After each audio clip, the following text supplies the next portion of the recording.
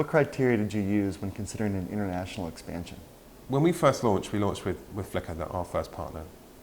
And Flickr is an amazing business, amazing customers, and they had an audience of tens of millions, but I guess by that point, all around the world. So when we plugged into them, we plugged into their customer base. We were everywhere. So Moo has always been a global business in the sense of the customers that we serve and where they are. And we've shipped product to nearly 200 countries, and it's about 100 on a monthly basis. And the vast majority of our sales are non-UK. We're a registered UK headquartered business.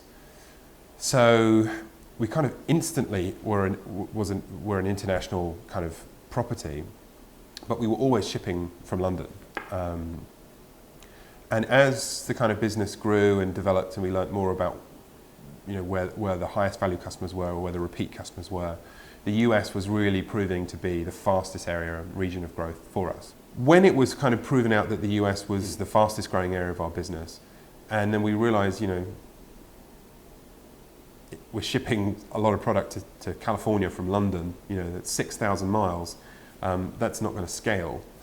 Customers are going to get annoyed with us, because A, that's not particularly good for the environment, B, it takes a long time, and there's a lot of extra cost built into that long distance of shipping. So when we saw an opportunity to put a foot down in the US and to build out our operations here, we jumped all over it. Our VP of operations, a guy called Brian Murphy, who had previously worked for Kodak, who was at Ophoto before in Oakland. He moved over to the UK for 3 years to help grow operations from a standing start. He really grabbed it with both hands and pushed us into that, which was a brilliant move, and the credit is really due to him for forcing that through. So he came back to the US, he set up the office here for us, and the operations that sit around that. And we're now about 20 people in the US, so I don't know what that is, kind of like a quarter of the business or so, 20%.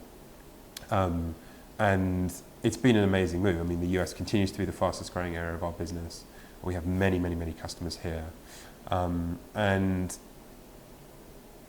I think the repeat customers and the high value customers are shopping with us because we do things locally. I mean, they may not know that we do them locally, but the service is representative of a local service. We have customer service representatives in the US. They're sensitive to American issues that might differ from European issues on sizes or the type of service that they want, or pricing, or those things.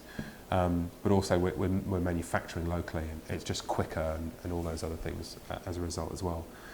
But it's not easy running an international business. You need good people, and Brian was the perfect guy for the job. I mean, I think Steve Jobs talks about you can't join the dots up looking forward. You can't guess how it's all going to turn out, but when you look backwards, it makes perfect sense. Of course, we did this and then we did that. And looking at someone like Brian in our business, we brought him over from the UK. He helped build our UK operations out, and then he came back to the US and helped set up our US business. And it's like, how would we have done that without someone like Brian? It would have been, impossible, and we wouldn't be in the position that we are now. So I guess we're lucky that we had good people, and that we had done that deal with Flickr that helped us, to establish our US presence from a customer perspective, and then kind of we introduced the physical operations here, probably about 2 years after we initially launched.